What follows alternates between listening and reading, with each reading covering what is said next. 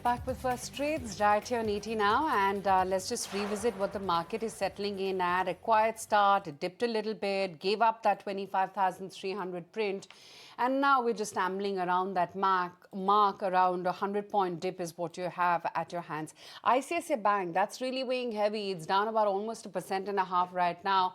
So that's the one which is weighing heavy on the indexes. Other than that, some of the consumption plays are seeing profit taking, case in point being a Titan, Trent. You've got a Nestle as well, which is down right now, Tata Consumer too. Pharma also is seeing some profit taking. Cipla is down today, much unlike the move on the pharma sector yesterday.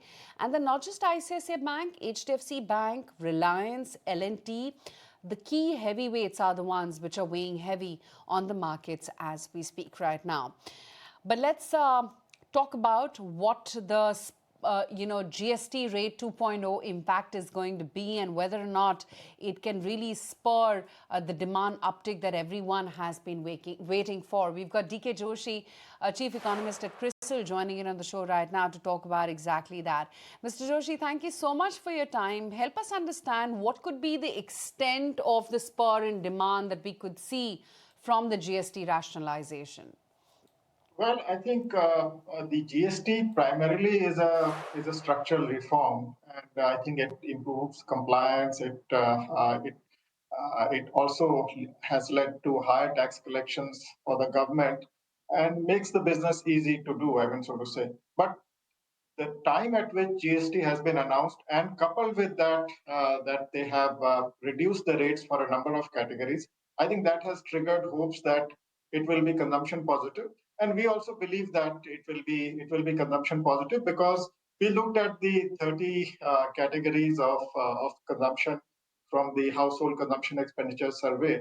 And we find that out of the 30 categories, which account for almost 88% of consumption expenditure of an average Indian household, 11 items, I think, which account for a third of consumption, have seen a reduction in rates. So what GST will do is, I think, two other things which are consumption positive are happening right now. One, I think, is the income tax rate cut, which was announced in the budget.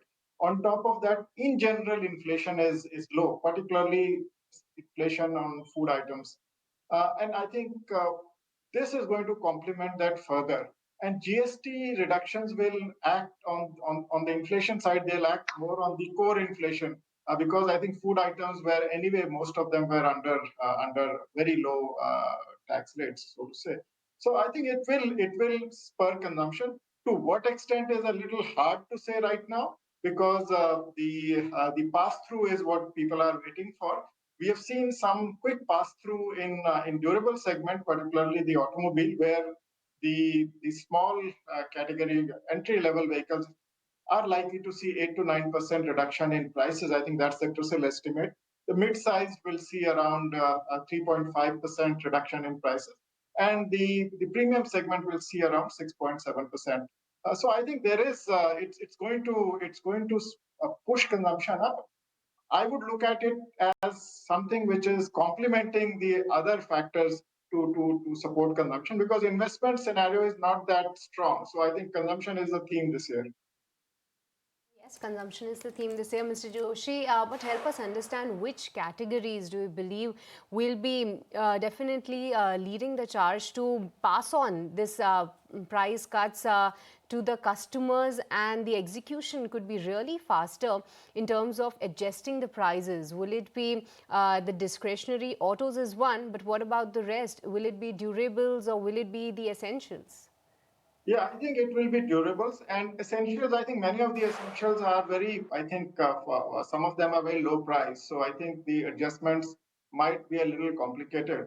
But in milk and milk products, I think we should see a reduction. We should also see a reduction in television sets, etc., where I think also which are also included in the batch where GST has come down. So I think essentials, yes, I think the pass through will be there, and the discretionary part, I think the processed food, I think that is something to be watched for because processed food has seen a GST cut, and it is one of the fastest growing consumption items and I think the new generation, I think, is moving more towards processed food. So I think that I would be watching that space closely, and I think we've seen some, I think, play there. But let's wait for the next week when I think it actually gets implemented. I am hoping that it will pass to the processed food items, beauty services, etc. I think we'll see some pass through there.